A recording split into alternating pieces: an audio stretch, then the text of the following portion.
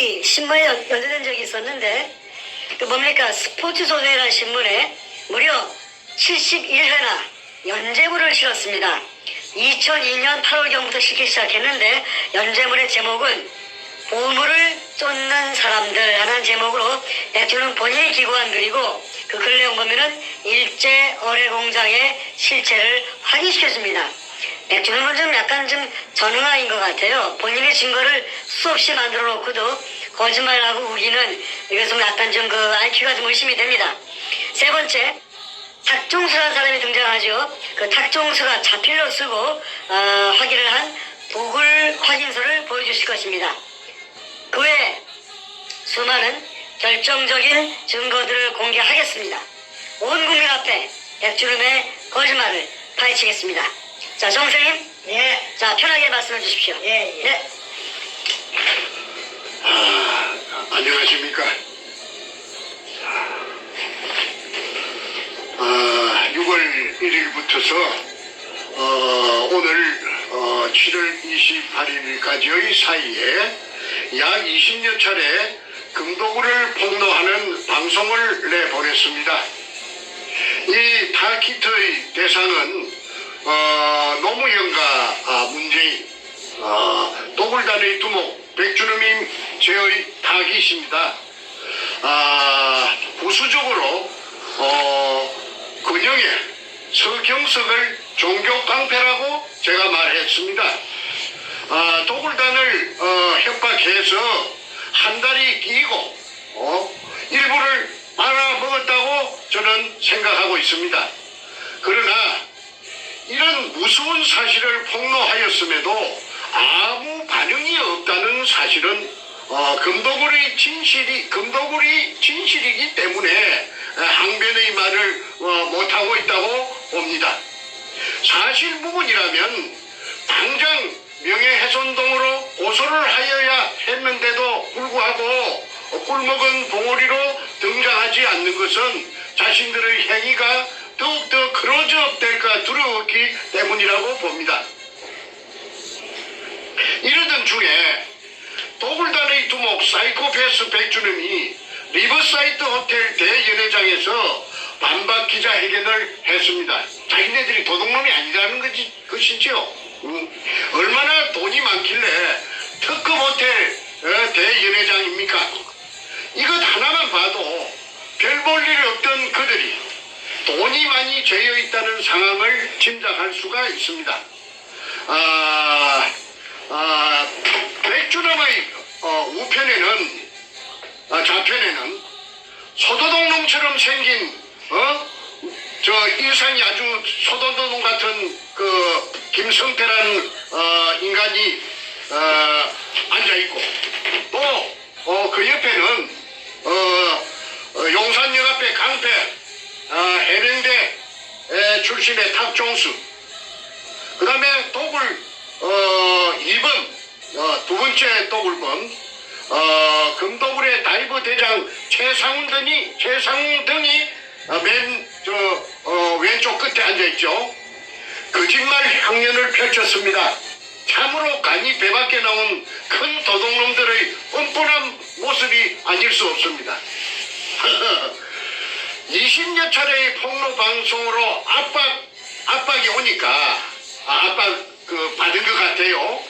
그래서 다급해지니까 발악을 하는 것 같습니다. 그만큼 위기 의식을 느끼고 있다고 해석합니다. 하기야 대통령을 둘이나 등에 업은 전대미문의 범죄단들이니 말할 나이가 없습니다. 이 세상에 어떤 도둑놈이 기자회견을 하여서 자신들의 금도둑질을 순순히 시인할 일은 만무합니다.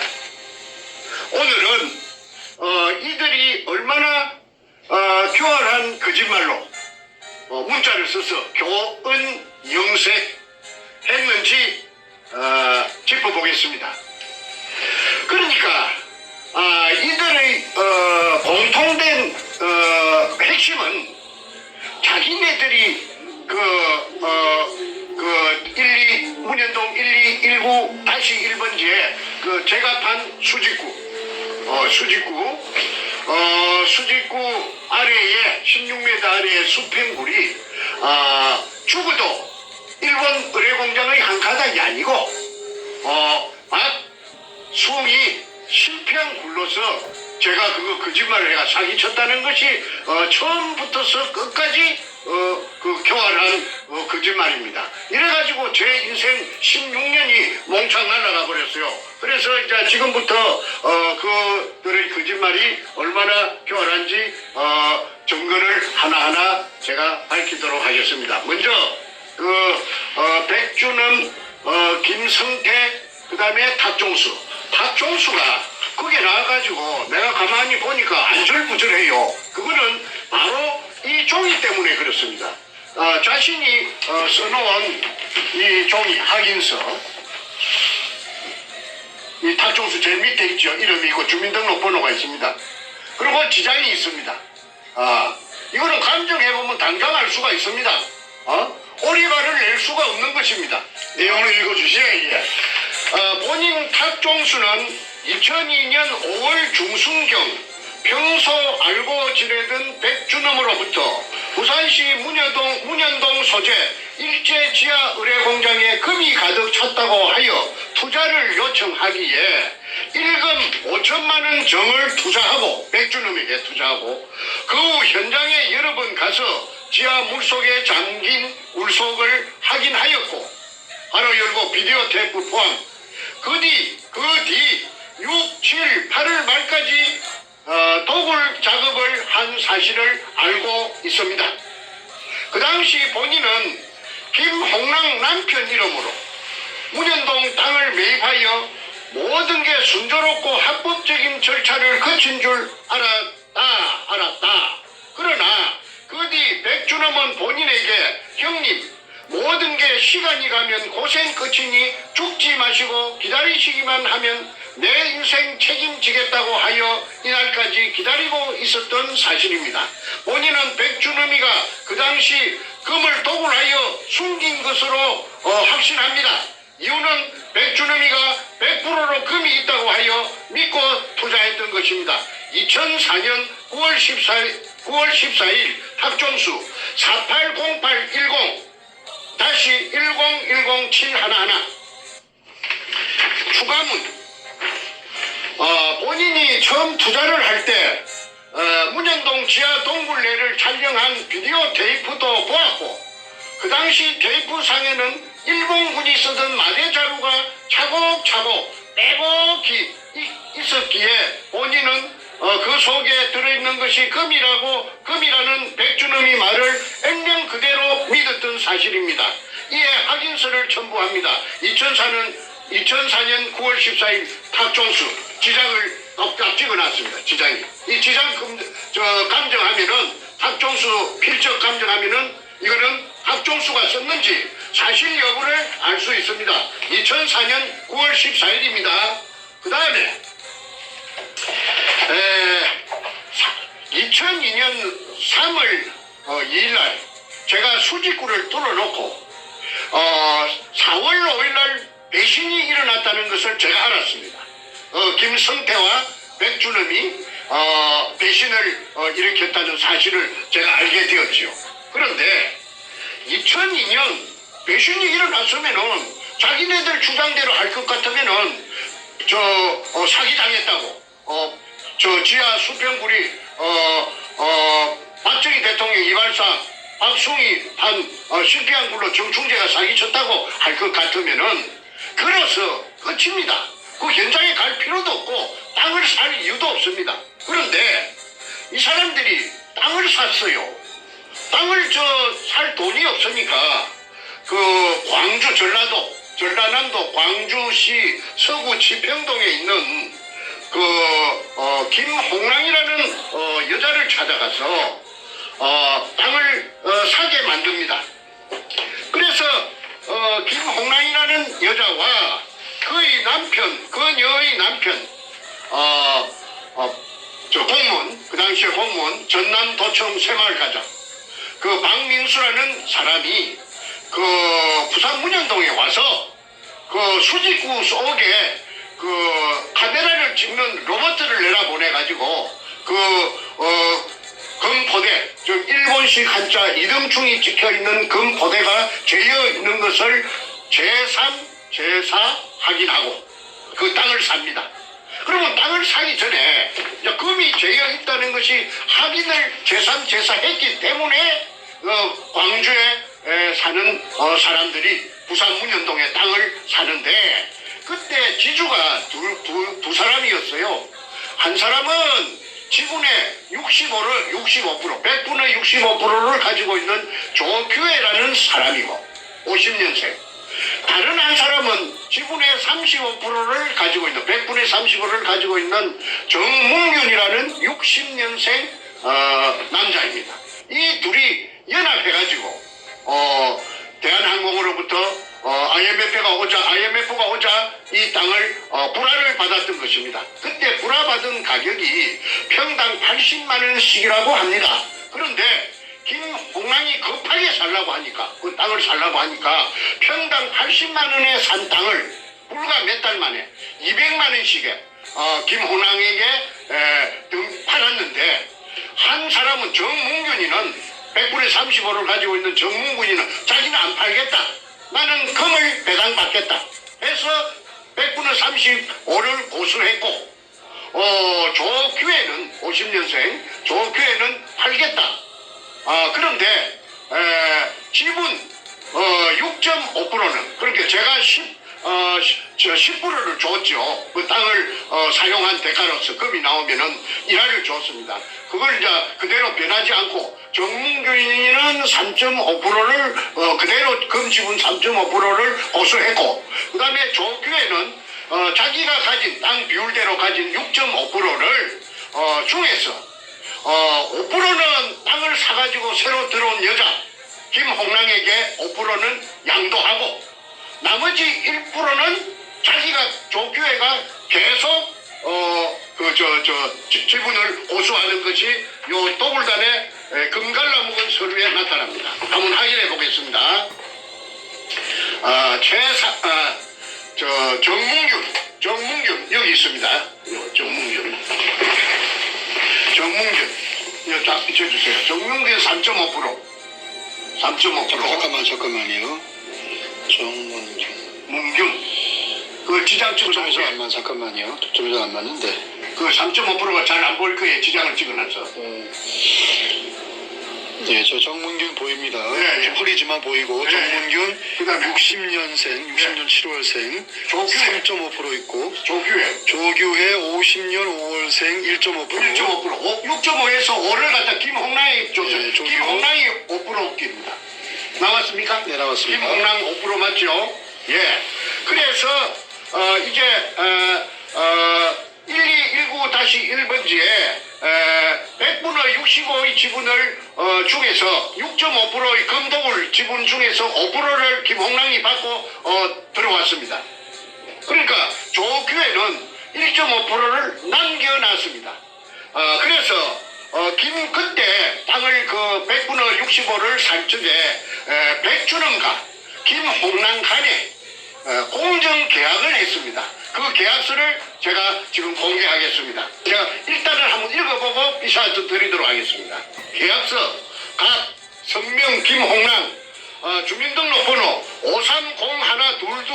5301222-2929410 주소 광주광역시 서구 지평동 1171-4 금호 쌍용 아파트 208동 1504호 을 백준원 주민등록번호 580-1046711 주소 서울특별시 중구 해연동 1가 147-23 여기가 저 남산 아파트입니다. 해연동 뭐이가 케이블카 타는 오래된 아파트 제가 있다고 말씀드렸죠. 지금은 이제 물론 좋은데 가서 이사 가서 삐까 번쩍 살겠지만은 그때는 요 행편없는데 요 살았던 주소가 있습니다. 남산 아파트 615호 상기 2는 부동산 가로 열고 부산광역시 남구 문현사동 1219-1 및 5필지 등 토지 553평 1827제곱미터에 대한 토지 소유자와 한시 사용권자의 쌍방 협약에 대한 계약임 제1조 토지 양도의 권리 토지의 소유자는 김홍랑 이하 갑이라 함이며 이는 백주는 이하 을이라 함의 희망적인 정보에 의해 갑이 판단한 바 그 실질적인 토지의 미래성 및 기타 사항에 있어 가능성을 실사하여 타진하고 매입했으며 이제 금이 있는 걸 알았다 이 말입니다. 의뢰공장이라는 걸 확인했다는 것이죠. 이에 갑은 한시적인 토지의 사용 권리를 오직 을에게만 제공한다. 금독을 하도록 을에게 백주놈에게 금독을 하도록 자기가 산 땅을 제공한다. 제2조 의무 을은 갑의 토지 소유 토지를 매장물 발굴 및 발견 및 발굴 목적 외에 매장물 발견 및 발굴 목적 외에 그러니까 매장물이 목적입니다. 타인에게 임대하거나 기타 행위를 할 수가 없다. 제3조 계약 준수사항 갑이 토지를 계약 후 3개월 2002년 4월 29일부터 7월 28일 이내에 그러니까 산 날짜가 4월 29일 날 계약금을 주고 샀는데 7월 28일까지 3달 안에 갑의 투자금 토지 구입비 가로 열고를 2배로 산정하여 2배 곱절로 3달 만에 땅값을 2배로 뻥튀기 해갖고 산정하여 을이 갑에게 지급하면 백주놈이 김홍남에게 지급하면 김홍남은 지급 당일 무조건 백주놈에게 을에게 갑의 토지를 양도하여야 하고 곱절로 산값에 곱절로 받고 3달 만에 곱절을 주면은 무조건 양도하여야 하고 백주놈 앞으로 만약 을이 약정 기일에 약속을 이행하지 못했을 시 돈을 곱절로 주지 못했을 때는 김홍랑은 토지의 소유권을 을에게 양도할 의무를 갖지 않는다. 돈을 안 줬으니까 당연하지요. 단 갑이 기존 토지 주인 조규혜와 아까 50년생 남자 땅 주인 조규혜와 계약한 계약서 내의 토지 금액과 각종 세금 및 기타를 포함하여 을이 갑에게 지급한다. 부대 비용을 소모된 비용을 백주놈이 모두 김홍랑에게 보전을 해준다. 제4조 토지의 형질 변경 을은 백주놈은 갑이 김홍랑이 소유한 토지에 매장물 발굴 작업을 위한 통로 및 발굴을 위한 필요한 기자재 등의 필요성에 의해 김홍랑에게 토지 사용 승낙을 받았으며 추후 출입구를 넓히거나 하는 등 기타 작업을 위해 일시적으로 토지를 형질 변경할 때 갑의 동의를 받지 않고 진행할 수 없으며 그러니까 땅 주인이 저 김홍랑인가 김홍랑의 동의를 받지 않고 할 수 없으며 발굴 공사가 완료되면 발굴 공사라는 것은 도굴 공사 금도굴 완료되면 을이 원상복구를 시켜야 한다. 백주놈이 원상복구를 시켜야 한다. 위에 투자되는 복구비는 백주놈의 부담으로 한다. 을을 부담으로 한다. 단 상기 조항은 갑에게 을이 토지 대금을 지불 그러니까 김홍랑에게 백주놈이 뻥튀기한 2배로 뻥튀기한 토지 대금을 지불 2002년 7월 28일 이내 하기 전까지의 약속이랍니다. 이거 뭐 복잡합니다. 제5조 의무조항 을은 갑에게 백주놈은 김홍랑에게 기존 토지주들이 토지를 을의 작업에 방해가 되지 않는 범위 내에서 임대 사용함에 있어 월 265만 원의 토지 사용료를 수령 전달해 줄 의무를 가진다. 단 매장물 발굴이 매장물이라는 거는 땅 밑에 있는 거 아닙니까? 발굴이 본격화돼요.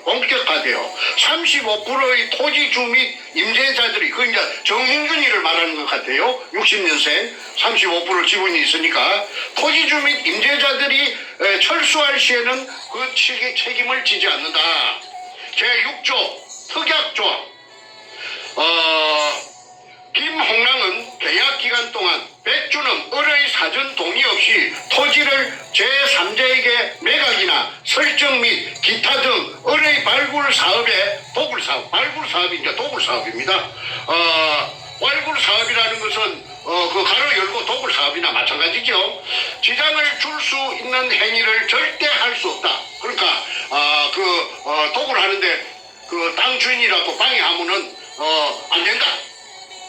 단 상기 조항은 김홍랑에게 백주름이 토지 대금을 지불하기 전까지의 약속입니다. 또 못을 쳐놨습니다. 제7조 해약. 본 계약은 갑과 을이 서면 합의 후 공정에 의해 해약할 수 있으며 한쪽의 일방적인 해약은 불가하다. 제8조 발굴회사의 주식 지급.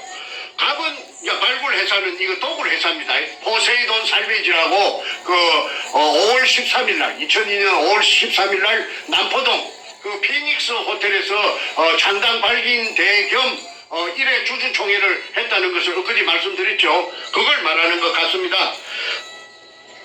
갑은 을이 행하는 모든 영리 행위에 관한 동등한 자격을 갖춘 자로서, 그러니까 김홍랑은 백주놈이 행하는 모든 그 도굴의 이익을 보는 행위에 관한 동등한 자격을 갖춘 자. 그러니까 도굴이 공범이 되는 거죠. 을의 총괄 이익에 백주놈의 총괄 이익의 5%를 보장받는 조건으로, 아까 도굴단 그 지장 찍어 먹는 그 배분 김홍랑 이름으로 5% 돼가 있는 거 확인하셨습니다. 5%를 보장받는 100%를 보장받는 조건으로 을의 회사, 백주놈의 회사, 주 포세이돈 살베이지 바로 열고 인양 및 발굴회사가 도굴회사입니다. 도굴을 목적으로 한 회사입니다. 주식 5%를 지급받고 등기 이사로 정식 등재한다. 그러니까 도굴단에 정식으로 가입한다.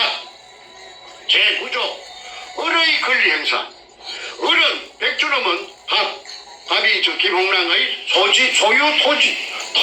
소유 토지를 매매하는 행위를 제외한 모든 권리의 인공동굴의 발견 및 가로 열고 인공동굴의 발굴 및 매작물의 발굴 등.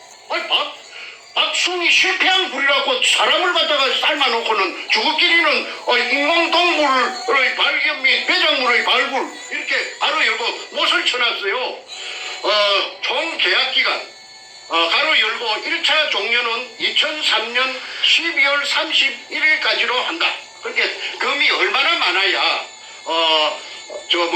다음 해에 2003년에 발견한 해가 2002년 3월 1일이니까 다음 1년 넘어가갖고 다음 해 연말까지 동안에 도굴을 하겠다고 하니까 그 금이 얼마나 많았는지 상상이 됩니다. 정부 및 제3자 등에게 정부가 나오네요. 상기 권리를 행사할 수 있다. 정부가 나옵니다. 상기 조항은 갑이 을에게 토지 대금을 지불 가로 열고 2002년 7월 28일 따블로 꽃배기로 주기 전까지의 약속임.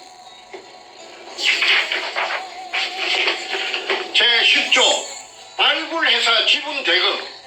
을은 갑과 계약 후 백주놈은 김홍랑과 계약 후 열흘 이내에 주 포세이돈 살베이지는 아까 말씀드렸습니다. 남포동 피닉스 호텔에서 5월 13일 날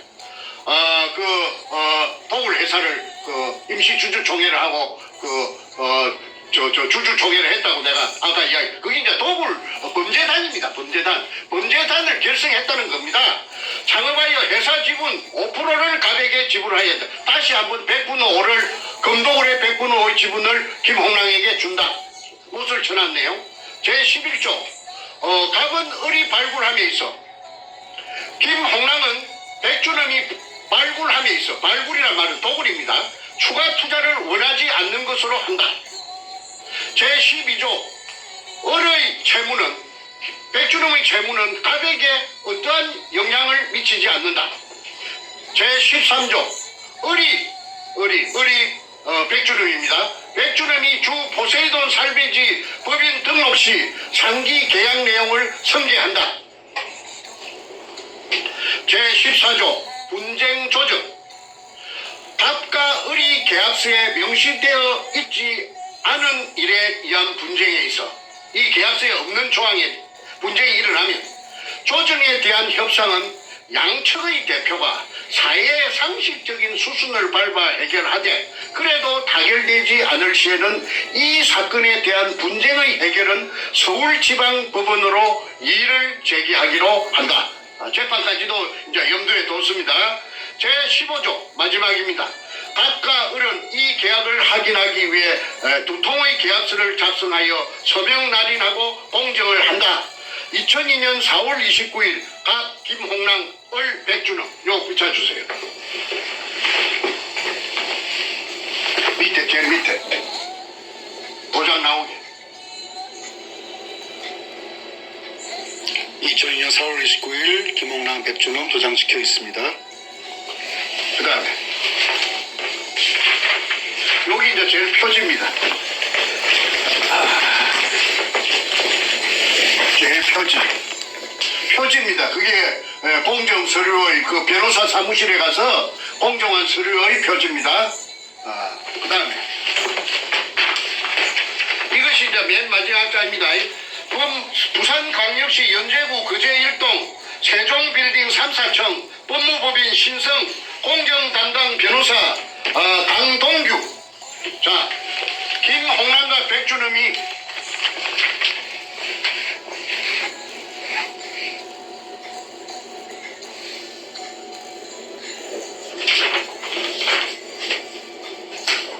네, 됐습니다. 예, 이렇게 되어서 포세이돈 살베지라는 도굴 회사를 만들고 저에게 제가 사기꾼이라고 그 한 사람들이 전부 다 그 도굴단의 그 멤버가 되었고 도굴 공범이 되었고 이제 다시 그 땅 주인 그 조규의 정문균이 그 합류하고 그 다음에 광주의 여자 기공사 이 기공사가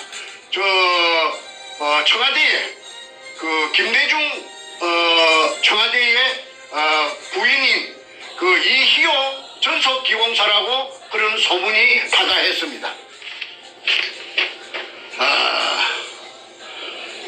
그런데 이제 이렇게 땅을 사놓고 이제 본격적인 이제 도굴이 진행되었죠.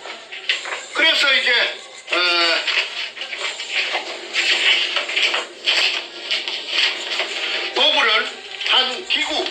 도굴 한 기구 요 좀 찍어주세요. 요 수직 상하 운반용 승강기입니다.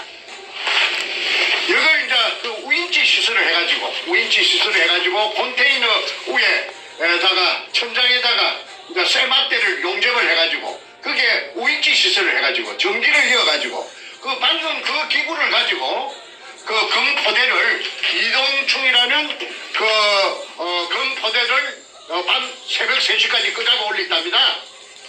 그래서 이거는 그 2002년 8월 말경에 현장에 제가 사람을 보내가지고 가니까 이 절벽 밑에 옹벽 밑에 널브러져가 있더랍니다. 벌겋게 녹을 뒤집어 쓰고 널브러져 갖고 있는 것을 찍었습니다.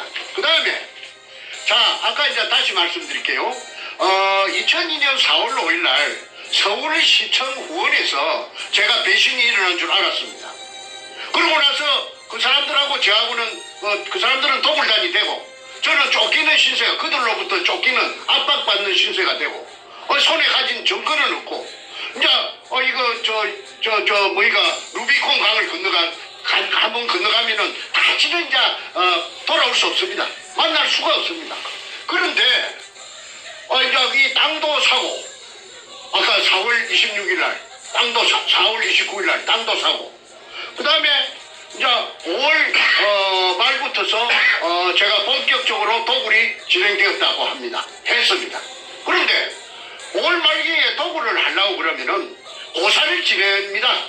그 뭐 자동차 한 대를 사도 그 미신을 믿는 사람들은 자동차 새 자동차 앞에 놓고 도로에 가서 재물을 차려놓고 절을 하는 것을 우리가 길을 가다가 몇 번 심심찮게 보고 하는데 이 사람들도 예의가 아니라서 그 현장에 돼지 대가리를 제상 위에 차려놓고 수박을 따게 해놓고 경건한 마음에 꿇어 앉았는데 저 김성태 그 소도동 놈도 꿇어 앉아갖고 아주 무릎을 꿇어 앉아서 양손을 무릎에 얹고 그 옆에 검은 양복을 입고 대가리를 푹 받고 있는 놈이 사이코패스 백주놈이고 그 다음에 그들보다 한 줄 뒤에 혼자 앉아있는 여자가 서울 경찰청 차장 김기영이 캄보이하고 내려왔던 청와대 여성 담당 비서관 신필균입니다. 그리고 그 흰옷을 입고 서가 있는 그 여자가 이제 무당이고 무당이 이달 한 10명 왔답니다. 그 사진을 공개하겠습니다. 이 책에 황금 백합자 같은 책에 다 올라 있어요.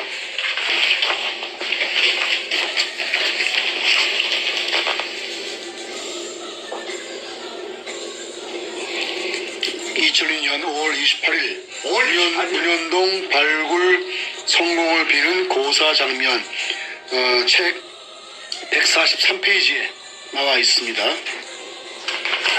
황금 백합작전. 자, 그 다음에 어,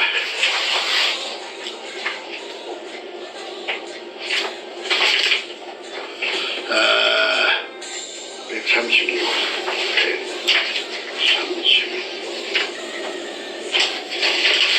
이 구멍을 제가 뚫은 구멍입니다. 이게 직경 60cm로 지하 안반층 16m를 뚫었는데 지하 4m 붙어서 물입니다. 그 물이 보입니다. 규격화된 KS 사다리 철물점에 파는 거 2m짜리 두 개를 연결해야 그 수면에 도달합니다. 그래서 4m 밑에 붙어서 물입니다. 12m를 내려가야 그 수평물의 천정이 나옵니다. 사진은 문현동 기습작전 당시의 수직구에서 책 135페이지에 찍혀 있습니다. 황금 백합작전. 자, 그 다음에 엊그제 제가 말씀드린 데 물이 올라오는 장면이 이 사진에 있습니다. 물이 3시간 반 동안 분출되었다는 그 사진이 그 있죠. 책 103페이지에 보시면은 분출. 수직굴 분수 분출 광경에서 3시간 반 동안 품었습니다. 물이 올라오는 사진이 물 기둥이. 매우 선명하게 찍혀 있습니다. 예. 자, 이게 조선 총독부 45년 7월 3일 날 45년 7월 3일 날 그 땅이 조선 총독부로 등기 이전돼가 있는 토지대장, 외정대 토지대장입니다. 그 제일 왼쪽 하단에 조선 총독부 기사 주세요. 책 27페이지에 있습니다. 조선 총독부 토지대장입니다. 그 위에 아무 별 볼 일 없는 황무지나 다름없는 쓸데없는 땅에 왜 조선 총독부가 다음 달 8월 15일 날 그 폐망할 것인데 7월 그 급박한 시기에 7월 3일 날 부산항의 남쪽 자락 그 별 볼 일 없는 땅에 조선 총독부라고 등기 이전 해놨는가? 제가 거기서 인생 16년을 그 담보 잡혀갖고 날라가 버린 겁니다. 그 다음에 요거 좀 비춰주세요. 그 천명의 유골이 있다는 거는 경향신문에 그 기사가 났습니다. 그 기자가 제 말만 듣고 기사 써주겠습니까? 네 말이 옳다, 내 기사 쓸게 하는 그런 경우는 없습니다. 다 조사해보고 이거 사실이라고 믿으니까 그 경향신문 기장신문에 그 대문짝만하게 아주 활자가 크게 그 축소해서 그 지금 했지 1천여 구의 그 유골이 있다는 사실을 그 경향신문에도 기사가 났는데 일회용으로 끝났어요. 무조건 일회용입니다. 예, 책 28페이지에 나옵니다. 28페이지에 이 경향신문 기사가 명시가 되어 있습니다. 그 다음에 요 토지 등기부 등본 한번 봐주십시오. 이 빨간 줄끈도 한번 비춰주세요. 정문균이 조규혜, 그 다음에 김홍랑, 그 등기부 등본에 나와 있습니다.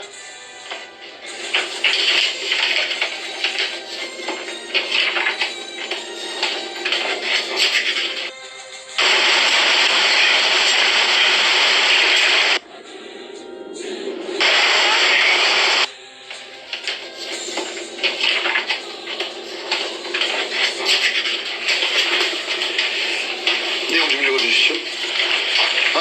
2002년 4월 29일 날 매매가 되어서 소유권 이전, 지분이 100분의 65, 소유자는 조규혜 50년생입니다. 500517, 부산 금정구 북옥동 경남 한신아파트 105동 2103호. 이 조규혜가 80만 원의 한진으로부터서 파일로부터서 불화받은 땅을 200만 원에 김홍랑, 아까 김홍랑 100분의 5 지분 가진 김홍랑이 있었지요. 요 좀 비춰주세요. 김홍랑.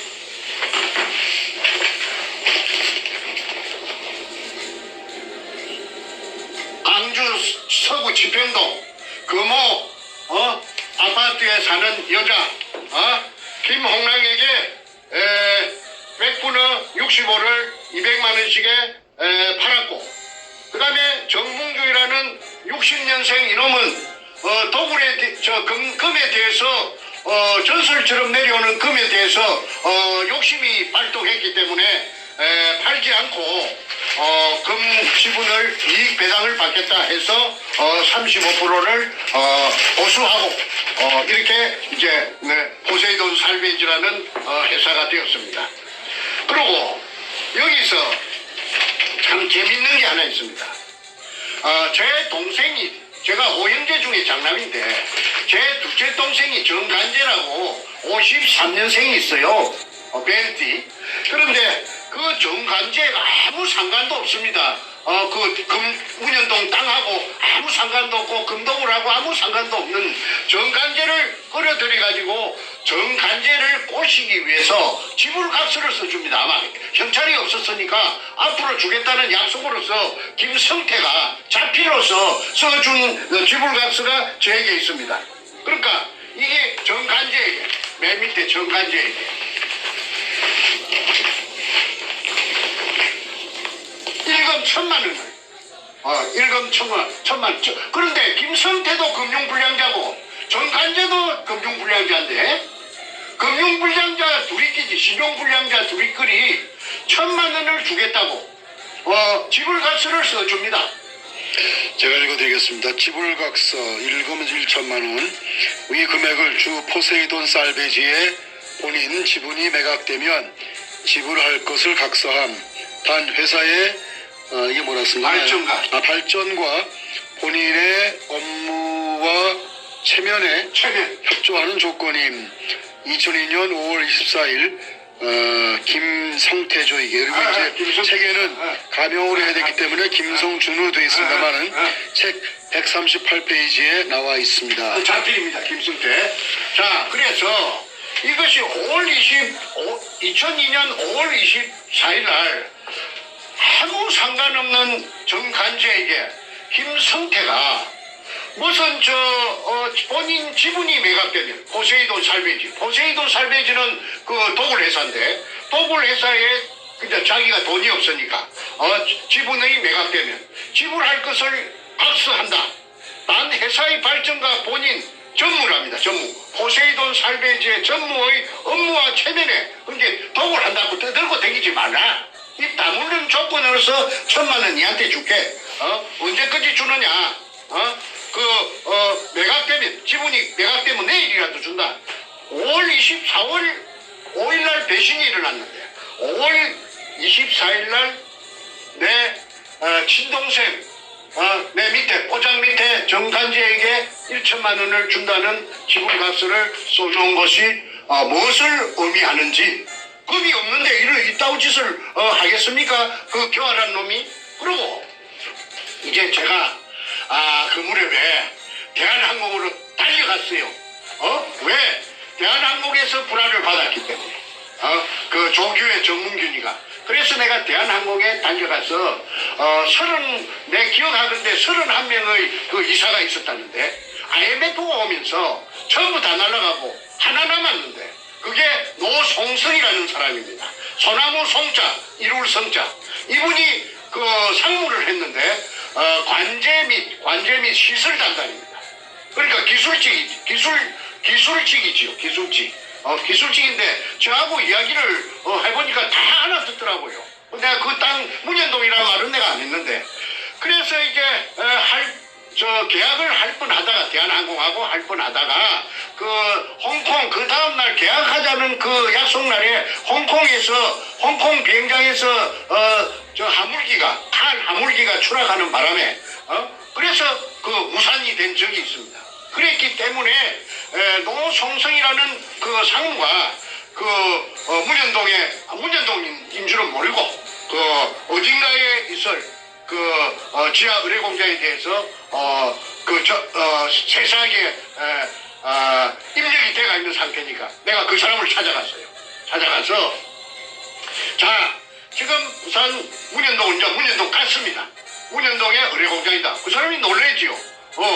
그래서 그 도굴이 일어나고 있는 과정을 설명하니까 그분이 야 그러면 좋다. 이거 어마어마한 일인데 우리가 그 땅을 갖다가 다시 매입할 수가 있다.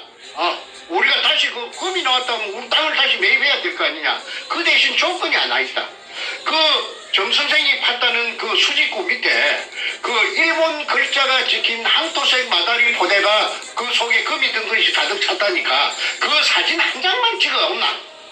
그 한 장만 찍어 오면은 그래야 내가 회장한테 양호 회장한테 보고를 할 때 당신 뭘 믿고 그래요 하면 그 사진을 청내에 보여야 일사천리로 될 거 아니냐. 그래서 이제 제가 알았다 하고는 사진을 이제 찍기로 결심하고 수중 촬영을 전문적으로 하는 회사를 하나 찾아내가지고 경기도 일산에서 그래가지고 1톤짜리 추력에 자체 발전기가 있고 자동 카메라가 다 있는 그 차가 부산으로 현장에서 그 기업 그 앞에서 12시에 자정에 만나기로 했습니다. 그리고 왔더라고요.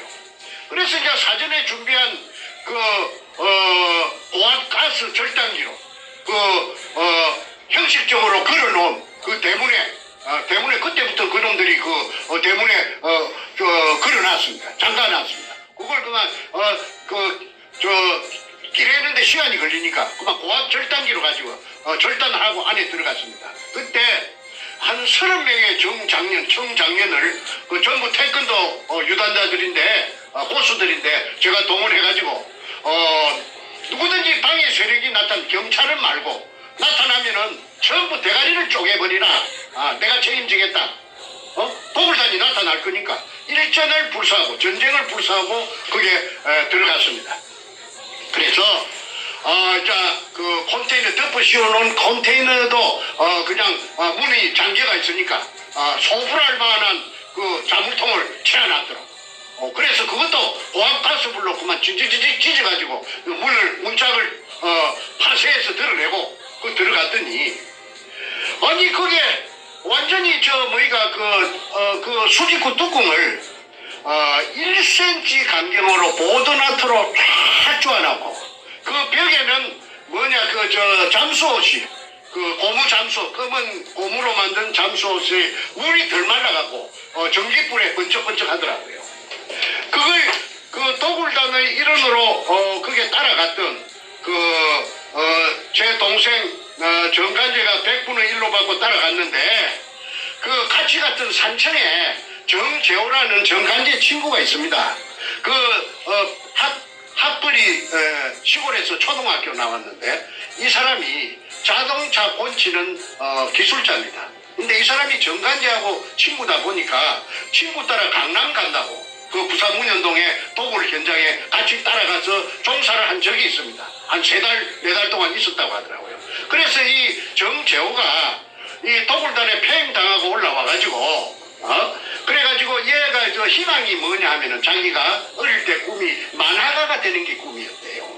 그래서 만화를 많이 읽었는데 그림에 재주가 있는가 없는가를 몰라도 걔가 도굴단에 갔다 왔기 때문에 현장에 서너 달 있었기 때문에 그 현장의 상황을 그림으로 그려놓은 것을 제가 보여드리겠습니다. 이 좀 비춰주십시오. 요 네모하는 컨테이너 덮어 씌운 컨테이너 아닙니다.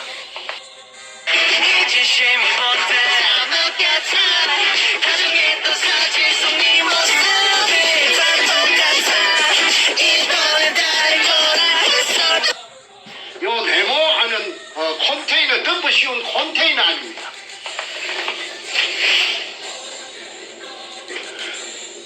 컨테이너 안에 이제 그 위에 보면은 그 고무옷이 세 벌이라는 것은 요겁니다.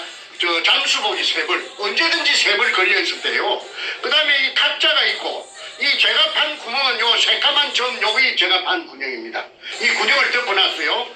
그 다음에 이 뭐 배터리도 있고, 공구통도 있고, 식탁 및 의자도 있고, 우인치 시설도 있고, 엘리베이터 발판, 우인치용 스테인리스, 호이스트, 전기 작업선, 에어호스 직경 1.5cm, 기계 발전기, 기계 양수기, 그 다음에 컴프레셔, 그 다음에 양수용 쇠파이프, 길이가 1.5m, 그 다음에 직경이 15cm, 그 다음에 사람은 다이버는 그 좁은 직경 60cm한테 구멍에 내려갈 때는 이렇게 내려갔답니다. 발판만 있고 쇠몽디가 있는 요걸 타고 이렇게 다이버는 오르내리고, 그 다음에 아까 그 검을 갖다가 인양할 때 그 사진 보셨죠?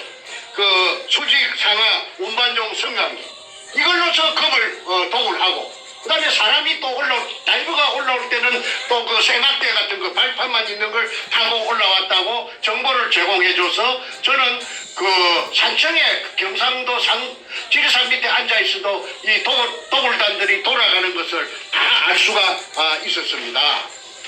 자, 그런데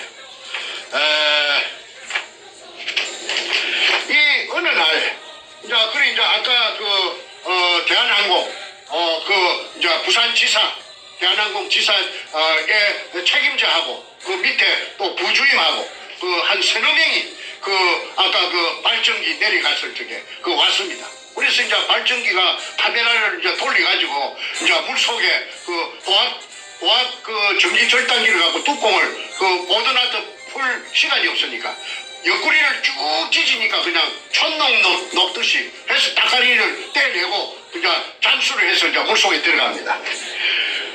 물이 얼마나 맑은지 먼지 하나 없었습니다. 그래서 그때 들어가다가 12.58m에서 그러니까 16m 내려가야 되는데 12.58m에서 장애물이 나타났어요. 그 장애물이 나타난 시간이 이 날짜가 2002년 4월 27일이고 장애물이 나타난 시간이 새벽 1시 32분 59초입니다. 요 찍기가 있습니다. 요 시간하고 저 숫자가 찍기가 있죠. 네, 그 책 136페이지에 나와 있습니다. 보면은 수직구속 수심 12.58m에서 정지된 촬영 화면 해가지고 숫자가 있는데 이게 숫자는 이게 020427 나와. 이게 날짜입니까? 내가 불러줄게. 불러주세요. 그게 이제 뭐냐 아까 네네. 2002년 4월 27일 위에 거는 날짜고 그 밑에 01은 새벽 1시 32분 59초에 12.58m에서 카메라가 삥 장애물 나타나니까 삥 돌아갖고 비춰갖고 낸 것이 아까 여기서 말한 직경 15cm 양수용 물로 퍼내는 양수용 쇠파이프 서로서로 돌려가 연결해가지고 쇠파이프 길이가 1.5m짜리 길이가 요게 3개가 요게 나타나가지고 그날 촬영이 실패를 했습니다. 그러니까 이등충이라는 그 부대를 찍는 그 카메라도 못 내려오고, 그 다음에 밤중에 절단하고 사람도 다이버도 못 내려오게 미리 이 쇠파이프 1.5m 길이의 쇠파이프, 양수용 쇠파이프 직경 15cm짜리 3개를 세 줄로 연결해가지고 이렇게 이 배터리와 답장애물 설치를 해놨습니다.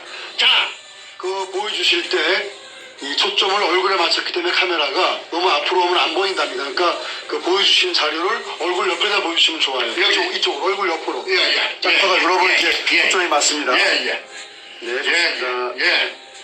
이걸 물속에, 이 깊은 물속에 금도 없는데, 돌만 있는데, 한주 소금 포대에 쓰레기만 있는데, 실패한 굴인데, 박숭이 실패한 굴인데, 왜 그 보드나트로 가지고, 철판을 해가지고, 더블시한, 집어넣고, 바느질 하듯이 촘촘하게 집어넣고, 그 다음에, 그 잠수복 쇠불이 벽에 걸려가 있는데, 물이 번쩍번쩍하며, 전기에 반사돼가지고 그런 공구가 어지럽게 놓여 있었으며, 그 다음에 이 장애물이 물속에 쇠통 3개가 가데라도 못 들어오고 사람도 잠수부도 못 내려오게 설치가 되어 있는가. 그래서 이 장애물을 어떻게 끄잡아냈던가 내가 알아보니까 힘이 센 역발상 기계쇠라고 했습니다. 그 백주놈이 옆에 앉아있던 머리 뽀글뽀글한 그 소도동로, 그 김성태 그놈이 보디빌딩을 해서 그 덩치도 크고 힘도 셉니다.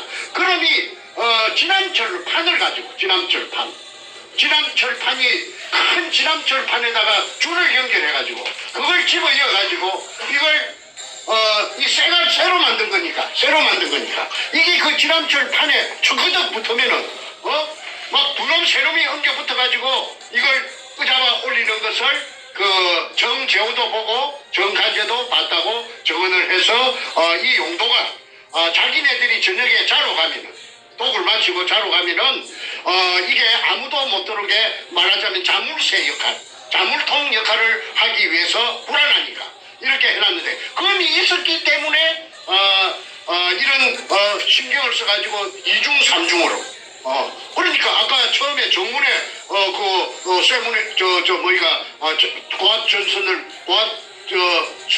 가스 고압기로 절단했고, 그 다음에 컨테이너 출입문 절단했고, 그 다음에 세 번째 아까 수직구 위에 철판으로 집어넣은 거, 오더나도 집어넣은 거 세 번째, 그 다음에 네 번째, 그러면 4중입니다. 1중, 2중, 3중, 4중 안전장치를 해놨습니다. 그래서 그날 그 이등충 포대만 그만 사진으로 찍었다 하면은 그만 게임이 세트됐을 건데, 이 교활한 놈들이 그렇게 철저하게 해놨으니까 그걸 못 찍어서 그 대한항공하고의 그 관계가 끝이 날 수밖에 없었습니다. 항상 이런 식으로 그 해결됐든 됐든 문 앞에 가서 그냥 다시 돌아서고, 그런데 제 혼자 힘은 없습니다. 개인의 힘은 미약합니다. 그러니까 제가 그놈들은 그 김홍란이라는 그 여자가 땅도 사주고 그 위에 또 투자한 사람들이 많지요. 그 투자한 사람들이 많으니까 돈의 힘으로 가지고 또 세력, 그 여럿이 힘으로 독을 단 있으니까. 그러니까 내가 아무리 날고 기는 재주를 가지고 있다고 해도 제가 인부적 세부적으로 당할 수밖에 없었습니다. 그러던 차에 재밌는 게 하나 제 손에 들어왔어요. 이 백준남이라는 이 사이코패스가 여의도 고등학교 출신이고 대학은 문턱도 못 밟아놓은 놈이라고 했습니다. 그런데 이 자가 어떤 장가를 사방팔방에 헤매다 보니까 아주 오래된 그 잡지를 한 권 구입했어요. 그 잡지가 학언이라는 잡지인데, 학언. 그 연세가 한 60 이상 되는 분들은 그 학언이라는 잡지를 갖다가 기억하실 것입니다. 그 학언에 그 고등학교 3학년 때 이 백준음이라는 이 사이코패스가 그 63빌딩, 63빌딩 63층이란 말인데, 그 꼭대기에 올라가면은 밑에는 그 바람을 느끼지 못해도 그 꼭대기에 올라가면은 해오리 바람이 불 때도 있고 돌개 바람이 불 때도 있고 그 바람이 세차답니다. 저는 그거 못 올라가 봤어요. 그런데 이놈이 그 기구를 차고 새 날개 같은 거 이런 걸 지가 만들어 가지고 그 올라가서 뛰어내리어요. 그 63층에서 그래가지고 성공을 해서 새거치 날라다니는 새거치 무사히 그 땅바닥에 안착을 했기 때문에 그 표지 모델로서 백주름이 나왔다는 것을 제가 알았어요. 그래서 이놈이 그 학원에서는 학원사에서는 이놈을 소개하기로 조인 새조자 조인 새사랑 그래서 이놈이 아주 가벼워요. 내가 들어가지고 셔립 다리를 걸어가지고 방 안으로 집어 던지니까 탁 날아갈 정도로 아주 가벼워요. 그 뱃속이 새처럼 비어있는 그런 인간 같다고 제가 표현하고 싶습니다. 그런데 이렇게 63층이나 되는 그 높은 데서 얄궂은 기구를 차고 뛰어내릴 정도 된다면은 이놈의 성품은 뭐냐면은 스릴이가 스스펜스를 즐기는 놈입니다. 그래서 항공스포츠연합회 회장을 갖다가 30년 40년 동안 하면서 죽은 노무현하고 같이 동호인으로서 동락했다고 앞전에 말했지 않습니까? 그러니까 스릴과 스스펜스를 즐긴다는 것은 뭘 의미하느냐? 그거는 이 하나의 게임으로 이 도굴이라는 이런 큰 범죄도 게임으로 생각한다는 것이지요. 그러면은 전에 제가 한번 말씀드린 적이 보통 사람 뇌하고 틀려가지고 이 대뇌에서 뇌하 수체가 어떤 호르몬이 나오는데 즐긴다라는 말은 짜릿짜릿한 아슬아슬한 쾌감을 즐긴다는 것입니다. 그러니까 자기는 이 부산 문현동을 게임으로 생각하고 이게 즐겼던 것입니다. 그리고 정충재도 가장 참게 빡세니까 그러니까 정충재를 제압하기 위해서 노무현을 끌어들여가지고 노무현 청와대 당시에 참여정부 청와대를 갖다가 뒷배경으로 삼은 것이 아니고 무엇이겠습니까? 그런데 이자가 미처 도굴이 1차 도굴이 5월 말부터서 2002년 5월 말부터서 6, 7, 8월 말까지 진행되었다고 탁종수가 어제 자기 확인서에서 설명했습니다. 여기서 증명했고